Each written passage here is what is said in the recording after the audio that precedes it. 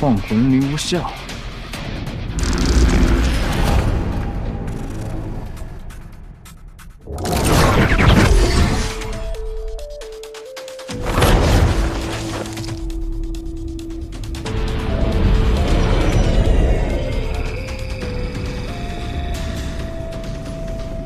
先关注一个再说。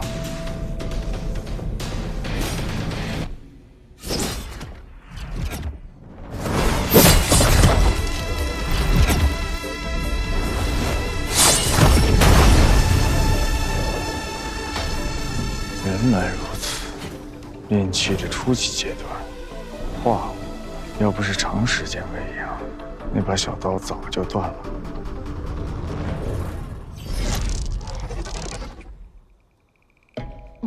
再给我收起来了，再来一刀就差不多了。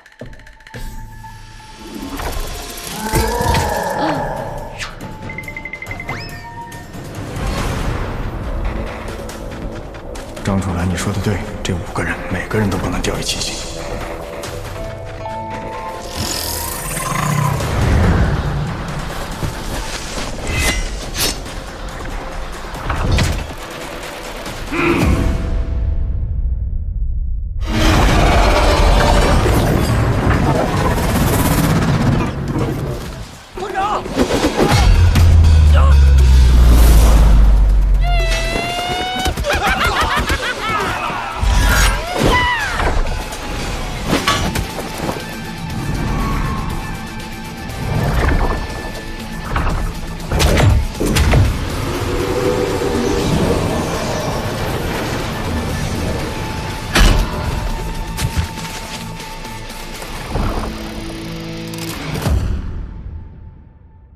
有点麻烦，他那阵法器能近距离吸收对手的气，距离越近，吸力越大。宝姑娘，你可曾受伤？没得事，就是骨头好像有点裂了。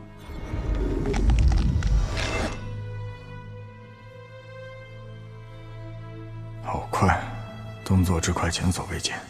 遭遇我这倒吞兽的人中，这种应对反应的人还是第一次见到。 不是说好了引导春日中心再动手吗？宝姑娘，不要迂腐啊！马队长，我们来帮你了！村长，我们来帮你了！你都闪开！这些人不是你们对付得了的。没事，我们不怕。对，我们不怕。贺关先生，记得命令。不许杀。 没说不许废，再任由他们像狗皮膏药一样缠下去，对我们也是一种消耗。可以不杀，但得疼，得让他们感到一辈子的疼。你们信吗？好办。别怕，我们一起上，为了他们。我只是天生诙谐，还恶搞罢了，让人痛苦。 那实在不符合我的性格呀！神格面具。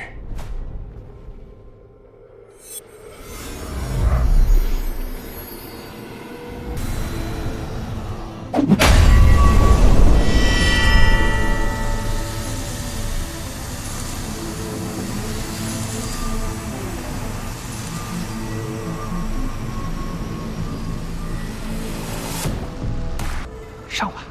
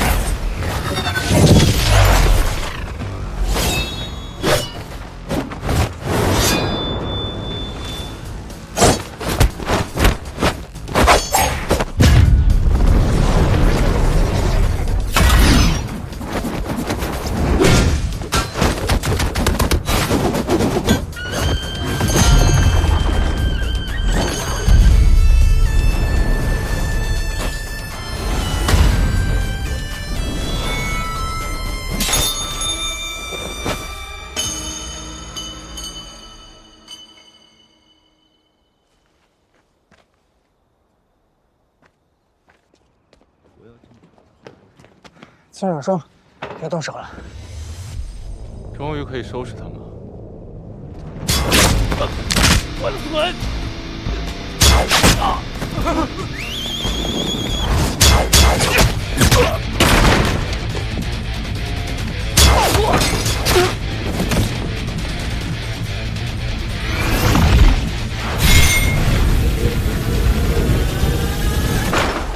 等等，各位！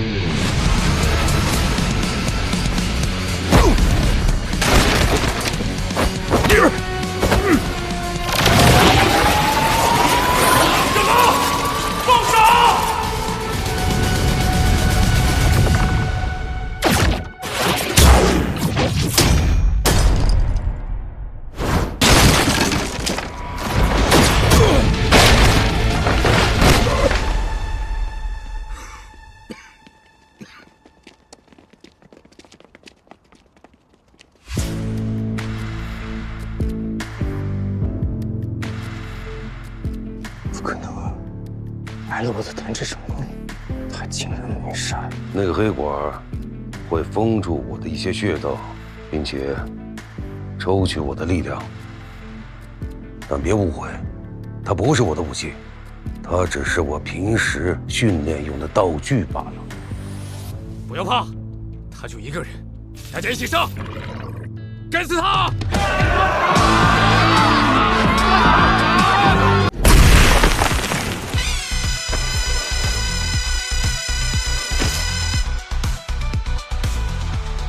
路北的9位，西北的马上到。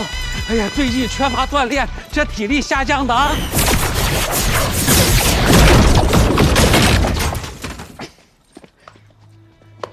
耍猴的，又见面了。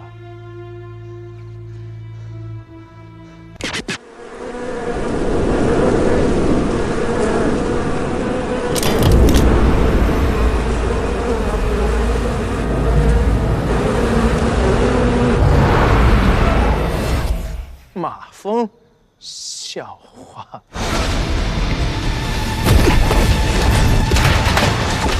哎呀，就这点长力，一无是处的废物。真有本事，你就召唤出上古神兽来，不然你拿什么跟我斗？哎呀，咱个后生，还上古神兽。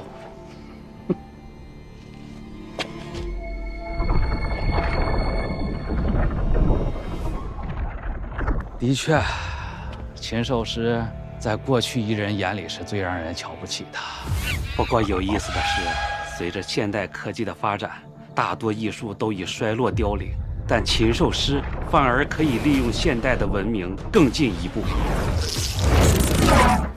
之所以叫禽兽师，是因为过去人眼里的动物就是简单的飞禽走兽，所以禽兽师去钻研沟通的对象也很单一。但科技的发展让人们对生物有了更全面细致的了解，我意识到了这一点，便开辟了我独有的禽兽师理念。我所沟通的目标已经到了微生物、细菌，任何身体接触了我发出的气，我都能掌握目标体内细菌的增减与变异。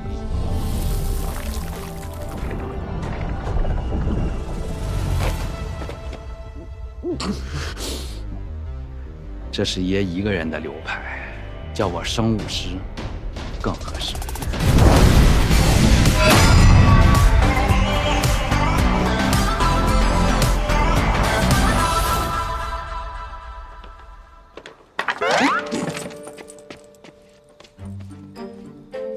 尴尬了吧？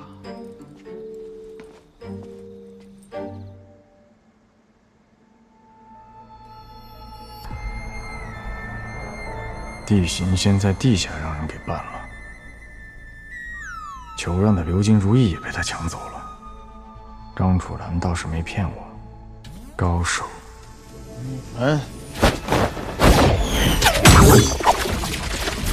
不愧是公司的人，蛮横。我跟你们是彻底无话可说了。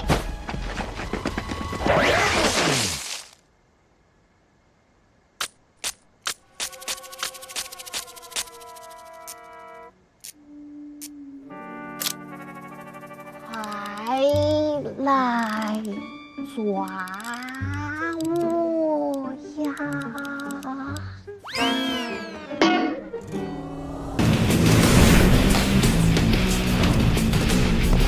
刚加入全信，送你们个见面礼。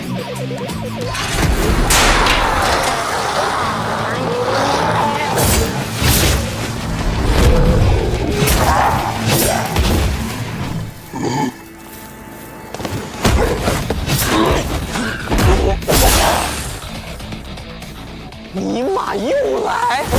哇！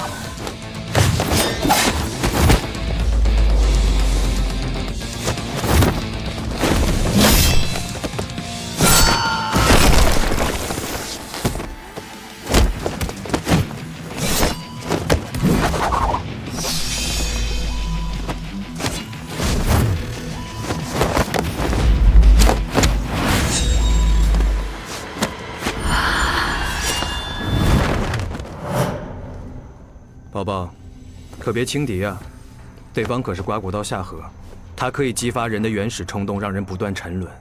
全信就是这般搬弄人心。反应挺快嘛，可惜你现在还不是我的对手。姐姐，你好厉害啊！全信果然是很酷很有个性的。那当然，他可是全信4张皇之一，刮骨刀下河。放我下来，放我下来！可以，不过不许再冲过去了。嗯。哎，你们谁是这辈子不识相的？哎呀呀！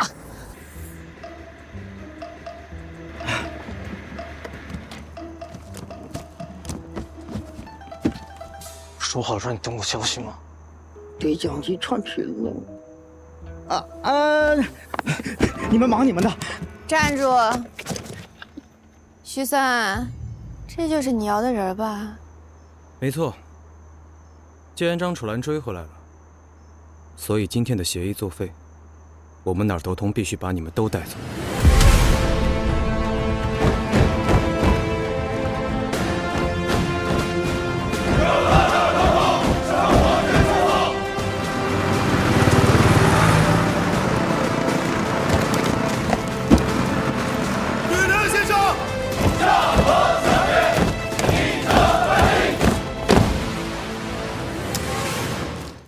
这么敬业。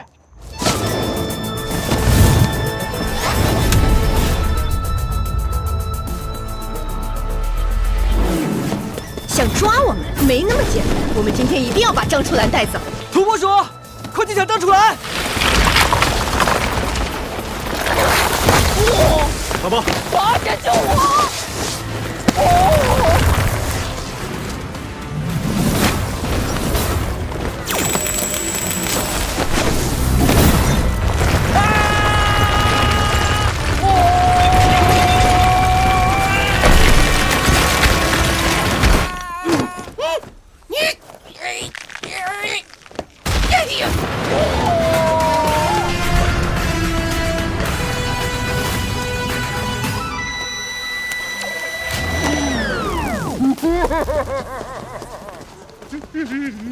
是谁在管我事？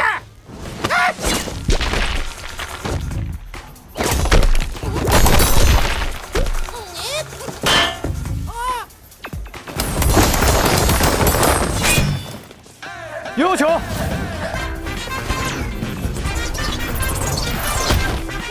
哇！刘良，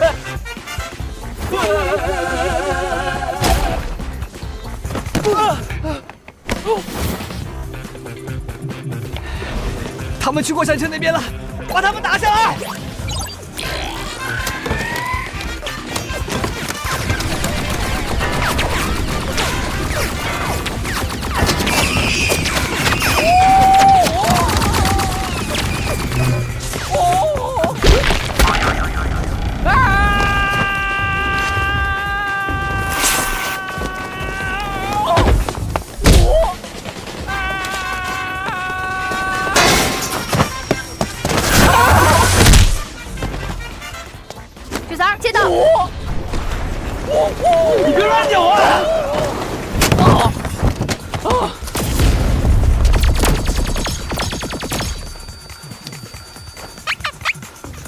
软的，什么超能力啊，还能爆炸？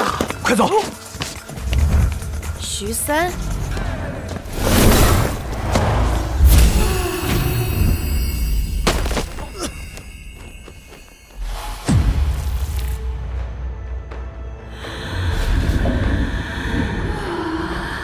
徐三呀，中了我的刮骨刀，看你怎么办。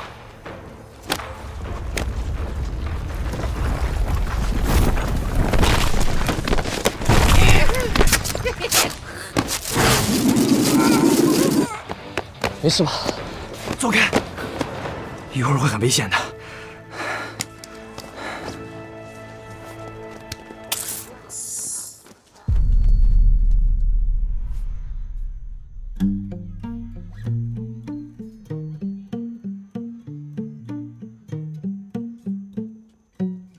一张普通人的脸，不起眼是我特点。一颗石头镀层金也能够很耀眼。这就是刮骨刀啊！张楚岚，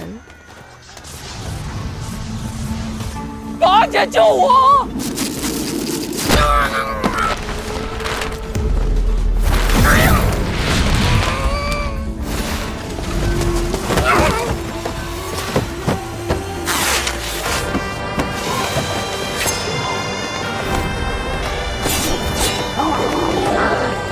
撤！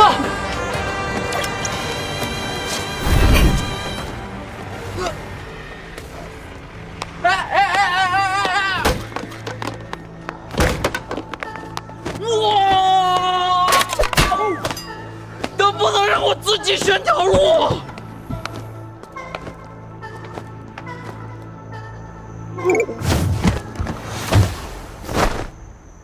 能不能系个安全带？也太草率了。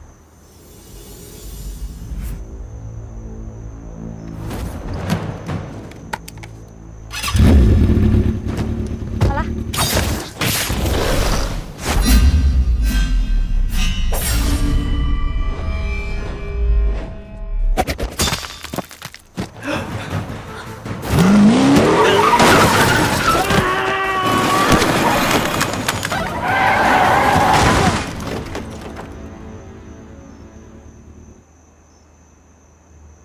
说了，戴安全带很重要。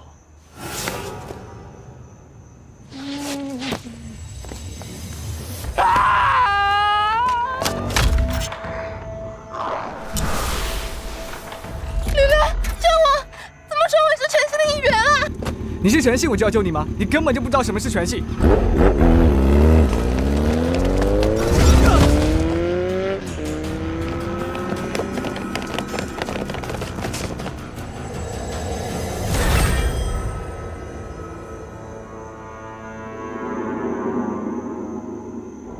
花姐，你来了。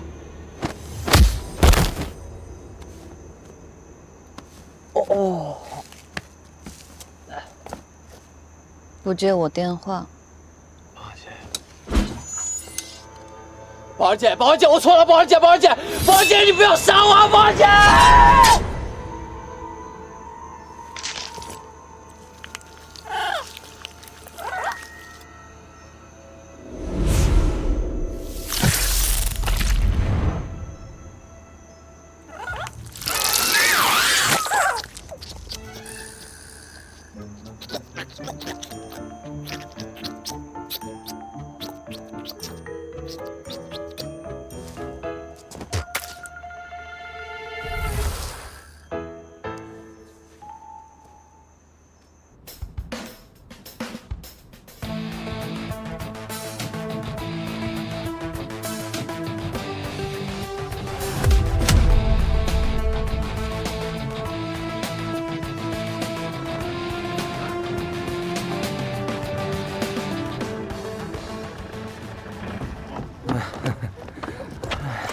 ！Sir， 那哪个药不好使啊？那是他药用的不够。三儿，我都跟你说了，夏荷没那么好对付，让你别掉以轻心。现在好了，老实了吧？爷爷说运气是会流转的，坏到极致就会变了。都是屁话，我哪有什么好运气，只会越来越差，根本没有人看上我。那个柳妍妍，明明知道她身份是假的，却还存有侥幸心理。因为这个才丧气的吗？那倒大可不必，因为没有人的运气会一直差下去的。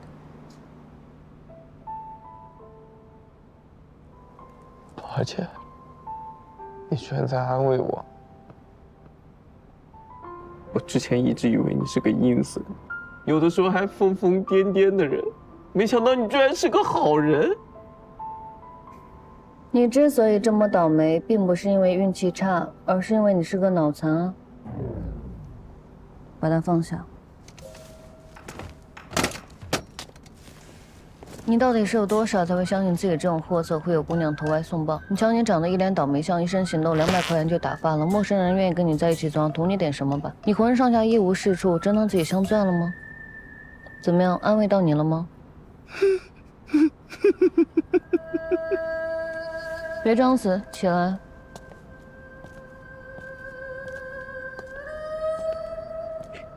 可是，这里是个快递公司啊！起来，带你见一个人。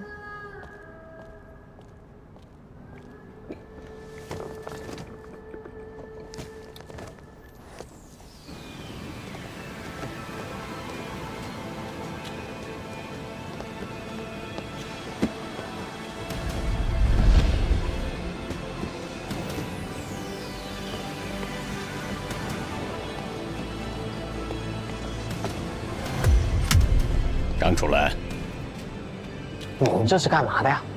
我们实际上是有关部门成立的艺人特殊管理机构，以快递公司的名义行走天下。跟我来。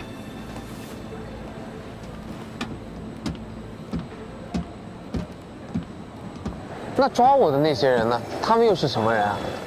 全信和我们一样，都是身上有着异能的艺人，但是又和我们不一样。身为艺人，他们又不愿意承担自己的责任。责任？艺人比常人多了一份力量，也就多了一份责任。他们看到的只是自己，但我们艺人要遵守不能影响普通人的原则。我们要防范这些逞艺人之能、妄图凌驾于普通人之上的家伙，就像全信这种。我们要尽最大的努力维护艺人世界的稳定。我们作为艺人管理机构，表面上我们输送快递，实际上我们负责清理那些艺人中的败类。我们更重要的使命是保护普通人世界不被艺人影响，不给这个世界增添裂痕。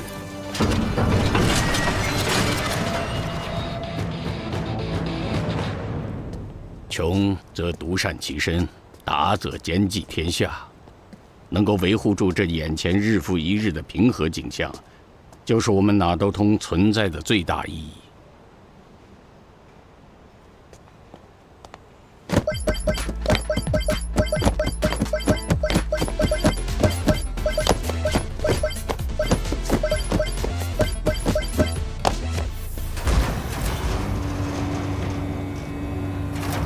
这么复杂？安全第一。来吧，楚岚，带你进来看看。宝儿姐，你不去吗？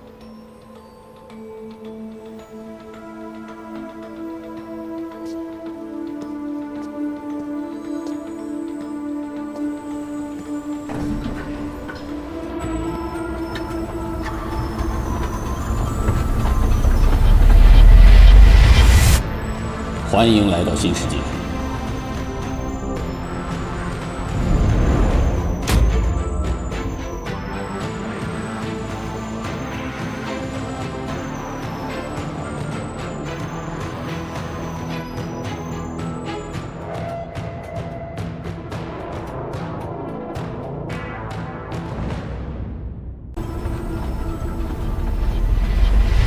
你现在已经身处在全世界最顶尖的科研机构。你所看到的这些人，都是我们最优秀的科研人员。记得我刚入职的时候，我们还要秘密地从国外进口一些高新仪器。经过这些年的开发研究，这些设备我们已经全部都可以自主生产了。以前我们是向国外取经，经过这些年的努力，有很多国家已经开始向我们学习了。我们基于我们的民族文化，在这条高新之路上，已经走到了全世界的前沿。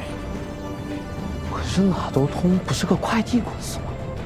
你说的没错，送快递只是我们的副业，你现在看到的才是真正的哪儿都通。自我介绍一下，哪儿都通路北大区负责人徐翔。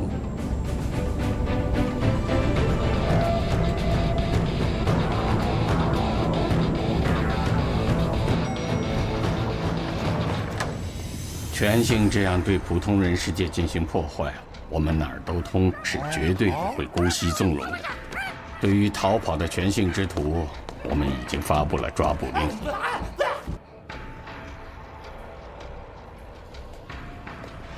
你们哪都通究竟在研究什么呀？公司研究的课题很多，宇宙、时空、能量、生命，但最核心的只有一项，那就是艺人的起源。艺人的起源？楚岚，你也是个艺人。您可别乱说，我跟你们可不一样。不只是你，你爷爷也是艺人，艺人也是人，也没有三头六臂。你见过没有认出来的艺人，远比你以为的要多。而我们判断一个艺人的标准，就是看他能否使用一般人无法调度的一种能量。这种能量，古代人管它叫做气。这种特殊的能量可以转化为超越常人的能力，也就是异能。我们研究的就是气的起源。那你们找到答案了吗？你听说过暗物质吗？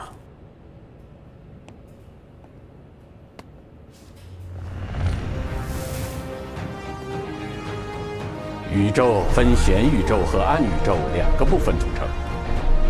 我们所处的显宇宙只占整个宇宙部分的15%，而剩下的85%的暗宇宙，则是由暗物质组成。暗物质是人类现阶段科研还未曾了解的宇宙能量。但是经过我们的研究发现呢，在显宇宙和暗宇宙之间，存在着能量形式的物质交流。这种能量就是暗能量，在我们国家的传统文化里，其实很早以前就有了，就是气。您不认识我，我也不了解你，你就把这么多秘密告诉我，不怕我传出去啊？你是想把我关在这个地方一辈子？张楚岚，我代表哪都通，正式邀请你加入公司。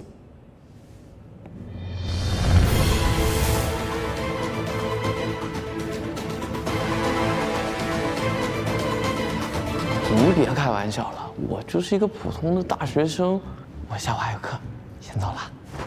哦，您放心，道上的规矩我都懂，我在这里看到的、听到的，一个字都不会往泄露。张楚岚，我认识你爷爷。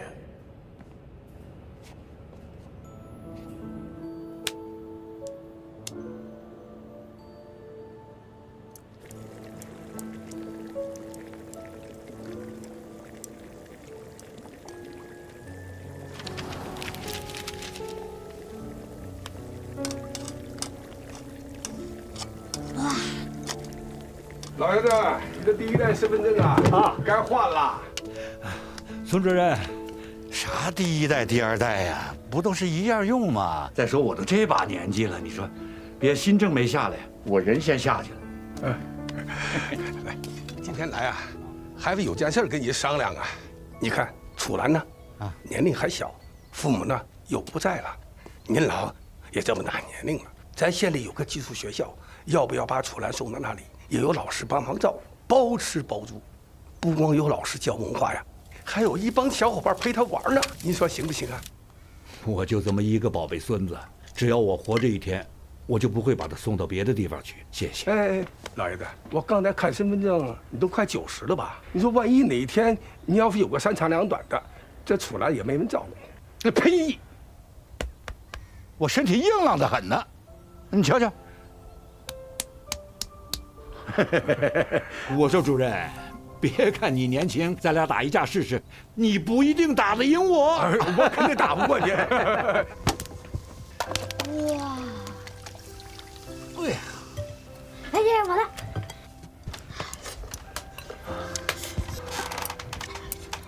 川，爷爷刚才教你怎么生火做饭，都学会了吧？啊，学会了。好。爷爷啊，有点事儿啊，要出门，提前呢把3个肘子给你做好了，你每天呢拿出来热一个来吃，啊。嗯。啊，另外爷爷跟你说，有2件事很重要，你记得了吗？第一件是不能试试使用武功，第2件是保命的时候可以用。好，可一定要记住了。嗯。吃吧。嗯。那爷爷，您什么时候回来啊？等你把3个肘子吃完了，爷爷就回来了，啊。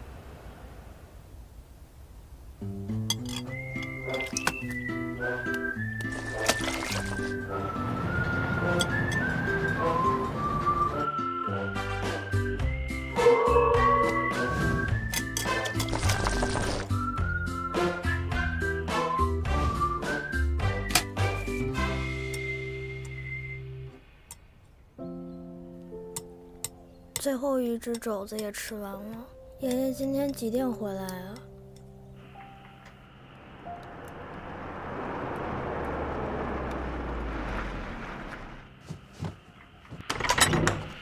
爷爷，爷爷您回来了！爷爷。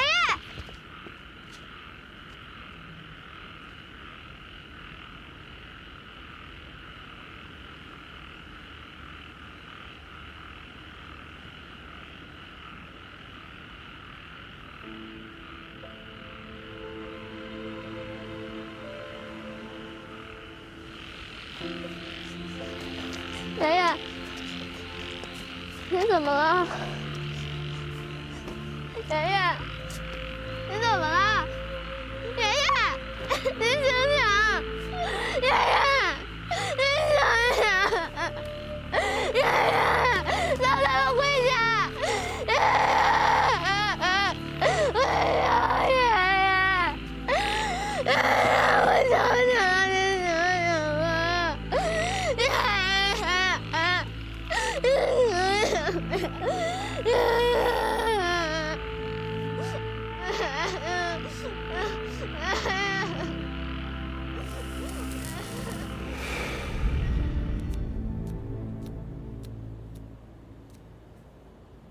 既然您跟我爷爷认识，那您能不能告诉我，我爷爷是怎么死的？这个事情呢，我真的没有办法回答你。不过可以告诉你，你爷爷的本事是啷个来的。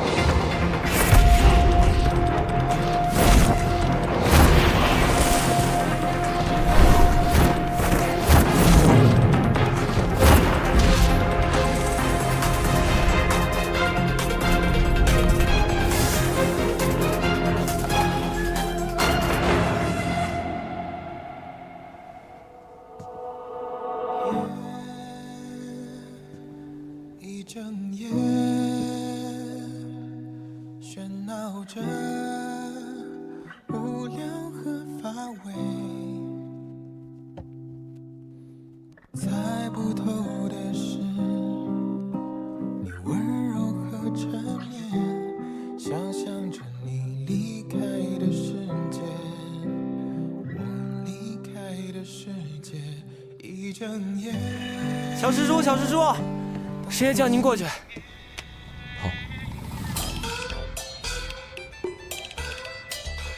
朋友们，最近开始剪枝了，各位的剪刀都准备好了吧？用一把快的修枝剪，粗枝细枝慢慢剪。这剪枝啊，就像剪头发一样，稍微一不注意啊，手一抖，哎，就完了。林玉，拜见师傅。名录都查过了吗？查过了。这次是咱们龙虎山2000年的庆典，这些老家伙又都是龙虎山的旧人，无论如何都得把他们请过来。您给我的那份名录是80年前的，有很多前辈都已经不在人世了，他们的家属也没有兴趣前来。不过，有2名在世的前辈已经答应弟子，无论如何都会前来观礼的。师傅，这一份名录上面有一个被划掉的名字，弟子怎么查也没有查到，应该是龙虎山的前辈之一，张怀义。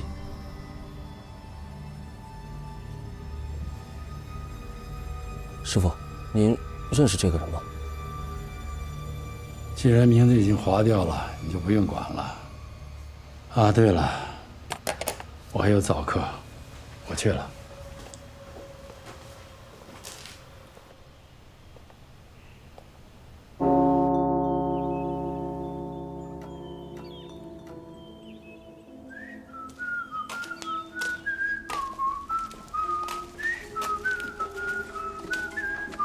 黑不黑呀？也不开灯。小灯，开灯。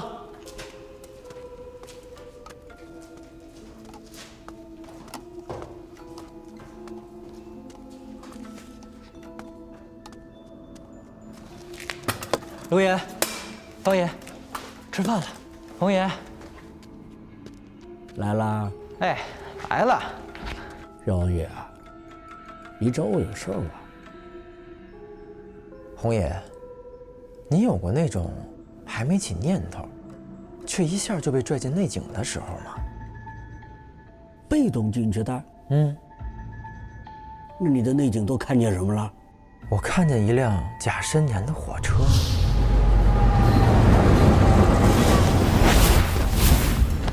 上面还有一个我从来没见过、满脸是血的年轻人。甲申年，甲申之乱，甲申之乱，甲申之乱又来啦！你怎么了？滚！胡言，哇！哇！嘿，可真快呀！柳妍妍是吧？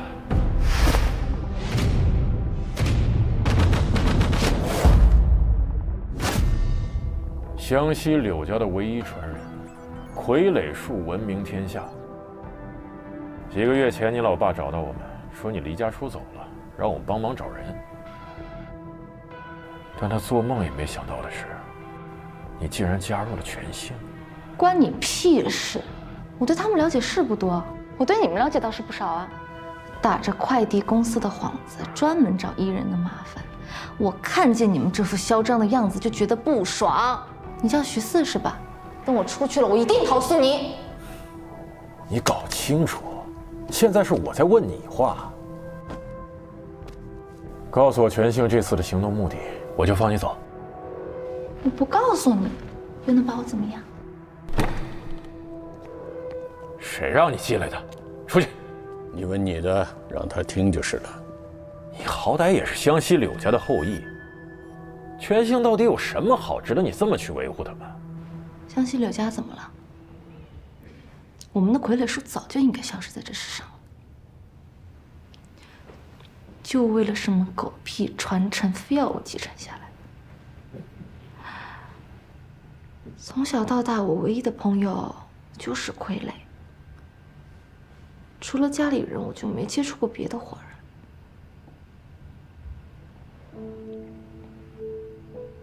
他们说，傀儡术未成之前，不许我接触普通人。好啊，所以我15岁之前我一次门都没有出过。可等我彻底学会傀儡术之后，他们又让我像个普通人一样，让我老老实实的过日子，不许我使用能力，不许我控制傀儡。那我这15年来到底在干嘛？我去质问他们，他们说这是为我好。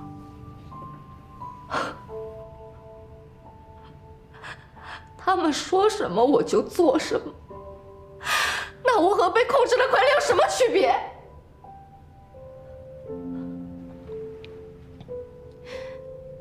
异人使用异能有什么不对？你问我全息哪里好？他们没什么好，就是让我觉得自在而已。丫头，你想要自由自在是吧？那不要规矩的后果，你做好承担的准备了吗？能够承担异能带来的责任和力量，这才是异人该有的规矩。规矩也好，原则也好，不都是你们定的吗？把权性说的跟过街老鼠一样，我看你们才是真正的地痞流氓。抓你是在救你，权性没有规矩，也不讲原则，那其他异人对待权性自然也就不再讲原则了。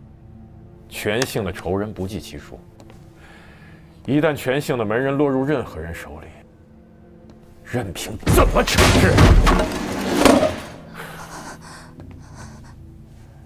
都不会引起他人的非议。小子，你干嘛？刘爷爷，你说你不喜欢家人管教，觉得像受控制的傀儡一样，所以才离开了家。我10岁那年就没家人了。我一个人生活，一个人吃饭，一个人对墙说1天的话。可我张楚岚都没觉得惨，你惨什么呀？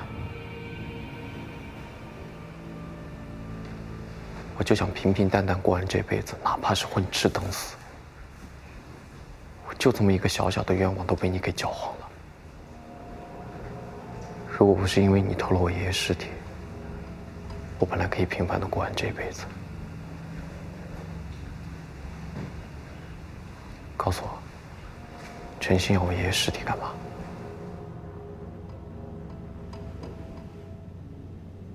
是记忆，他们想要的是张心凌的记忆。10几年前，一大批异人界的顶尖高手在四姑娘山和1名异人对峙，结果10几名高手全部死亡，而对方仅仅是受了重伤。那些高手中有唐门这样的名门正派，也有几名是全信的。从此，全信就一直在打听那个异人的下落，但他们不是想要复仇，而是对那个人的力量感兴趣。当时死亡的全信高手在临终前说出了那个力量的名字：气体源流。而那个杀掉10几名高手的异人，就是你的爷爷张西林。徐主任，我们找到张西林的棺材了。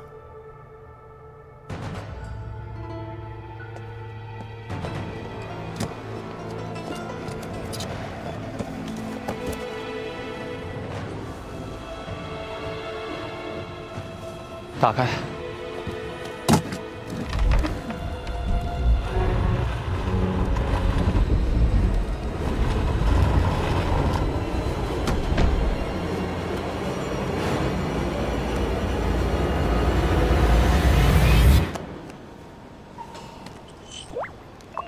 瓜果皮再干也是湿垃圾，湿巾再湿也是干垃圾。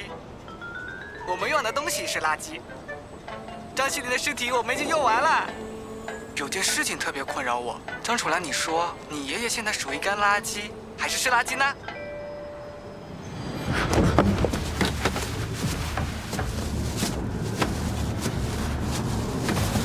找到了，找到了！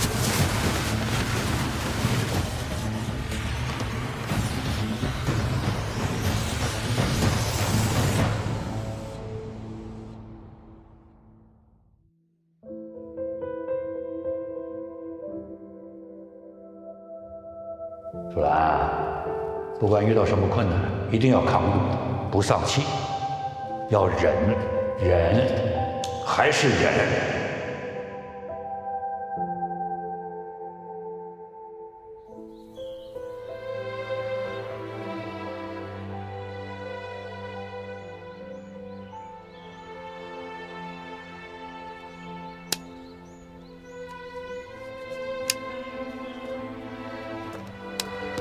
这样打自己不会很疼吗？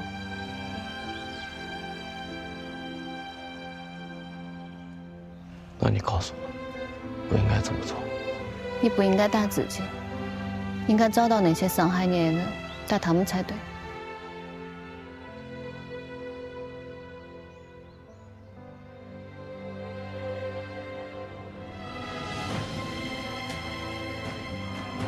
徐主任，我加入哪都同意。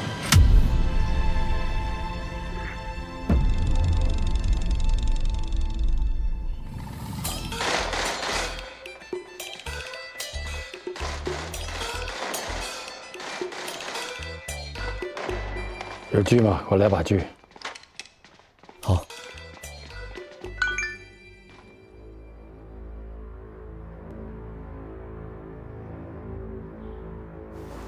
林毅，你先出去，我歇一下。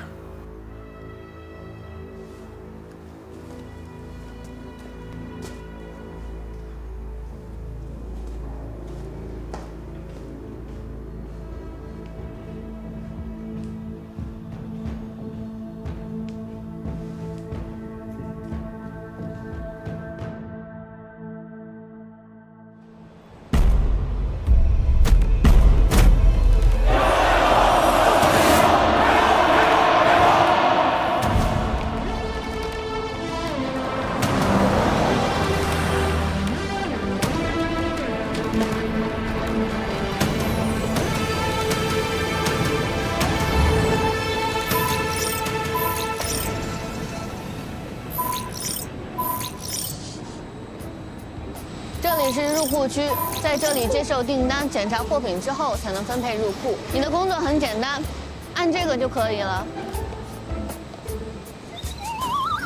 你们费这么大劲请我过来，就是让我干这个的？不然你想干什么？少干多得，不劳而获，这才是我的终极梦想。歌娃子说了，汤品不可取，汤饮不可冷，奋斗才是正道。花儿姐，那咱们不是艺人界的特工吗？平常就在这里工作啊？又不是天天都有活干，没活干的时候，公司也不会培养你了。那我还有个问题啊，我们艺人跟普通人长得都差不多，那我们怎么区分艺人跟普通人呢？有手势啊，艺人界通用。什么手势？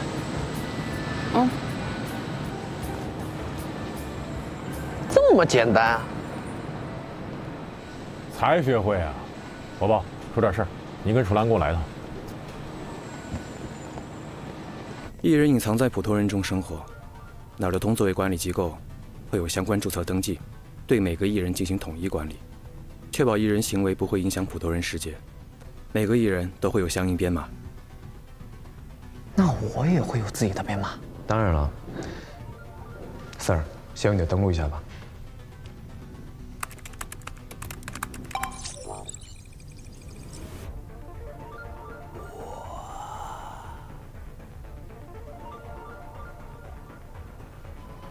四卡，好友真多啊！跟你说正事呢。前几天，全信终于将你爷张锡林的尸体还回来了。可就在刚刚，他们把你的资料在网上发布了，所有艺人都能看得到。他们曝光我干嘛呀？你仔细看，重点在最后一句。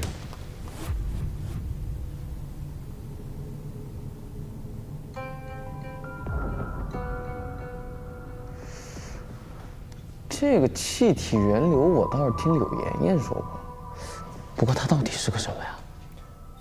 艺人界有8种被公认为最神秘且强大的力量，称为8奇迹。8奇迹就是当年假神之乱的源头，气体源流就是其中之一。很明显，它的拥有者是你爷爷张锡林。现在你的身份曝光了，不只是全信，整个艺人界都会对你感兴趣的。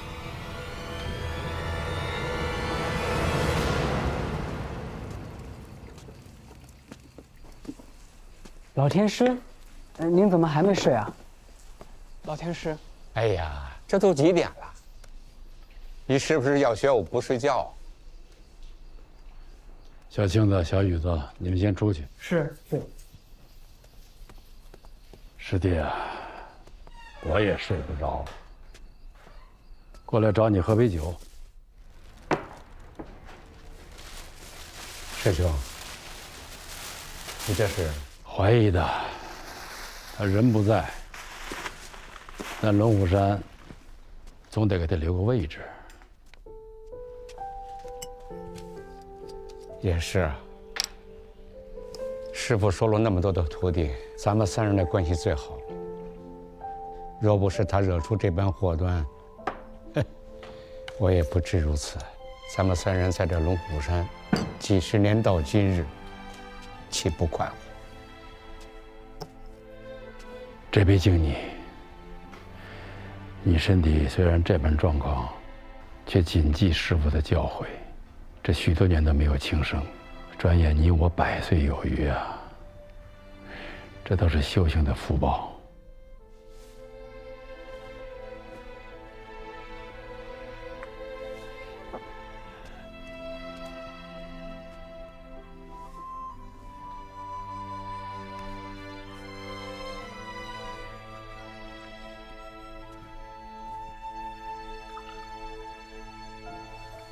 怀义，这杯酒敬你，恭喜你！我今日才得知，你有后了。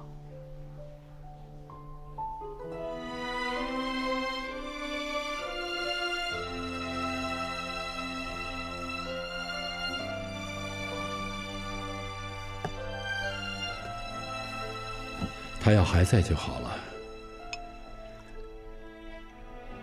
这么多年来，怀疑四处引你，化名成了张锡林。唉，最后只留下一个孙子，叫张楚岚。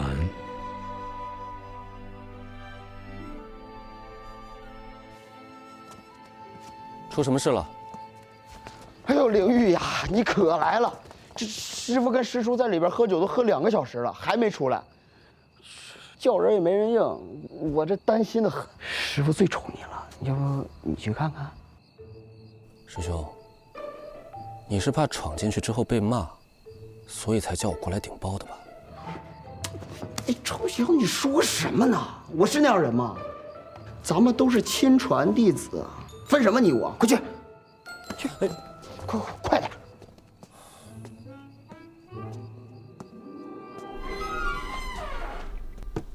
刘玉，来，喝2杯。师傅，田师叔，你们已经喝多了。为师让你喝，你怕什么呀？师傅，别再喝了。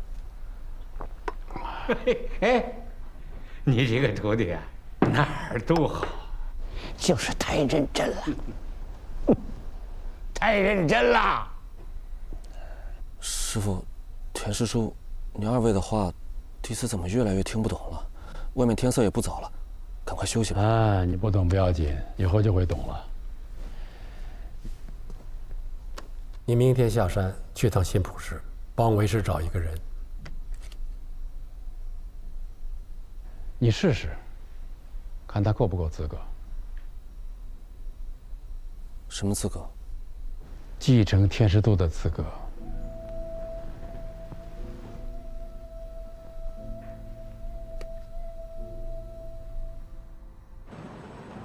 这里的智能机器这么多，为什么非要我来凑人头啊？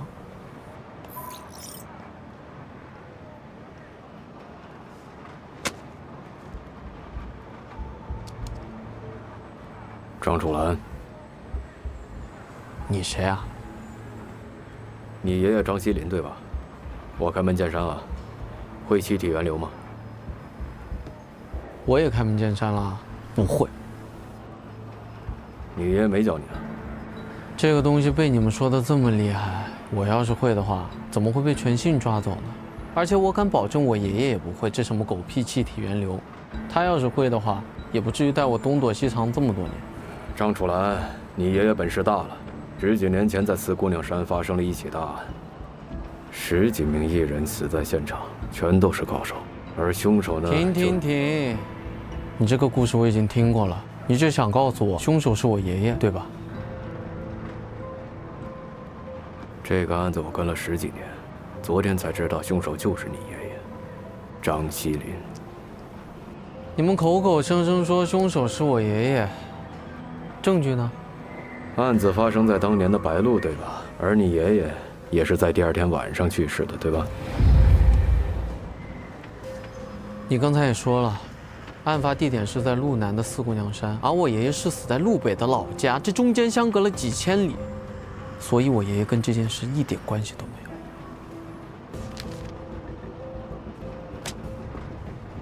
你看一下，这些都是我对案子调查的复印件。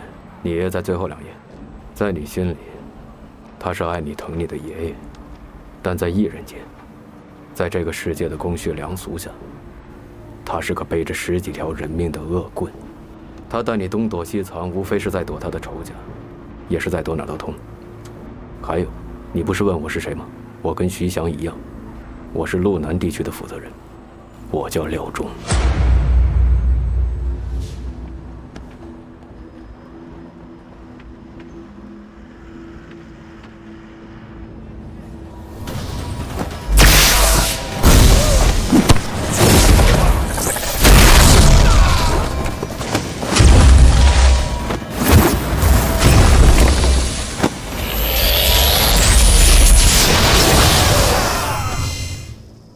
你看，张锡林死前竟还以一己之力灭掉10几位高手，但还是没有看到这些记忆中有关气体源流的线索。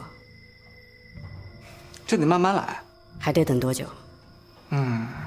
一辈子的记忆，谁知道张锡林什么时候用过气体源流啊？我尽快吧。可我的3年之期马上就到了，我这边很快就能成功。气体源流是解开假参之乱秘密的关键，到时候你的东西出不来，全县那帮老家伙肯定不会放过我。这是你的事情，戴掌门。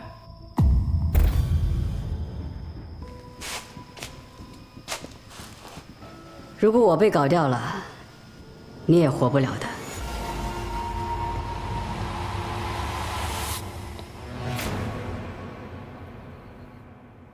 在你心里，他是爱你疼你的爷爷，但在艺人间，在这个世界的公序良俗下，他是个背着10几条人命的恶棍。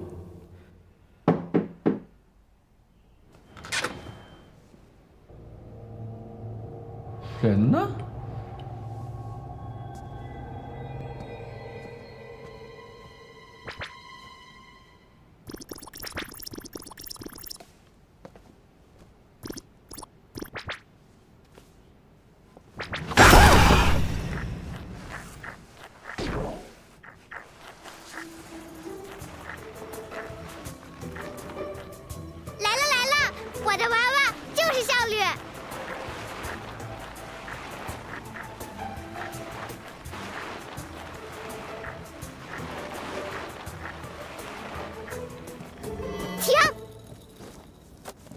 我看看这个传说中的张楚岚长得什么样。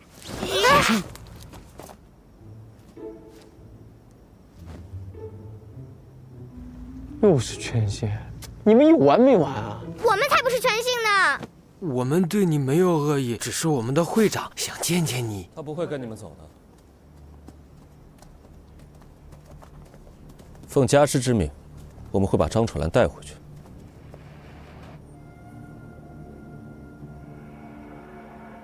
抢生意，知不知道先来后到啊？哎，怎么了？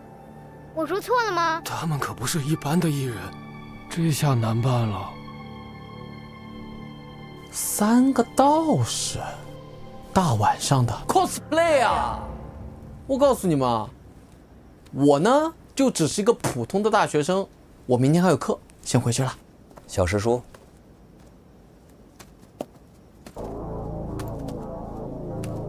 就这么个小子，用不着你出手。我和叶青先试试他到底几斤几两。别！我认输还不行吗？来真的！的。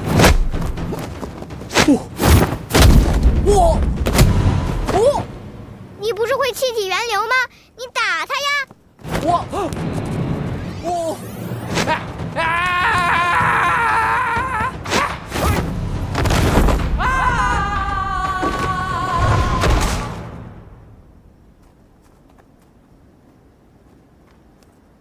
小师叔，我们要不要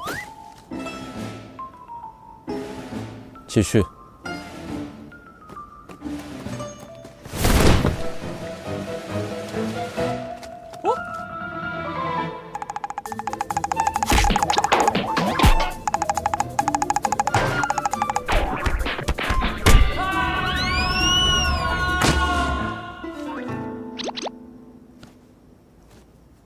小师叔，咱们还是算了吧。你看这小子啥也不是，你还好意思？你打一个啥也不是的人，你是啥呀？吉云夜星，你们先退下吧。小师叔，这小子他根本就……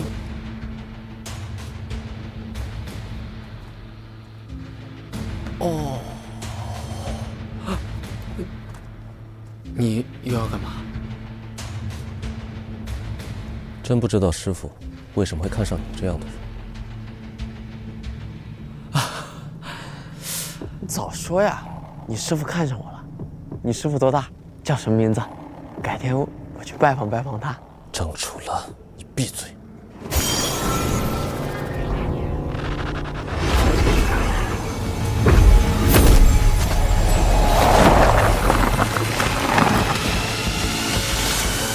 你说咱爸到底在打什么主意啊？他为什么对这个张楚岚这么在意？公司招人这种事，他向来是懒得管的，现在居然要亲自负责张楚岚，难道他还在打什么气体源流的主意？有一部分是因为这个吧，不过我觉得老爷子更看重的是张楚岚身上的关系。你知道吗？我调查了张锡林的全部资料，这张锡林就是个假身份，他一直在隐藏自己的过去。还有那张楚岚也不是个善茬，一直不肯透露他爷爷教给他的功法。不过在被他打倒那几具傀儡身上，我还是找到了线索。张锡林教给他孙子的功法是龙虎山天师府的独门功夫——金光咒。这个张锡林难道是……他肯定跟龙虎山有极深的渊源。你也知道他，全姓那帮孙子，对外散播张楚岚就是气体源流的继承者。现在的张楚岚就是个唐僧肉，不知道有多少艺人势力都想上来咬这么一口啊！就我所知，现在有所行动的就有天师府和天下会两家。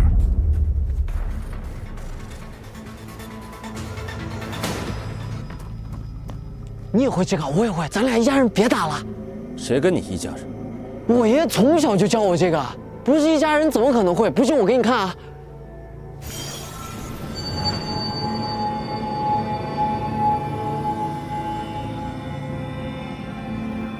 你到底是什么人？为什么会龙虎山的金光咒？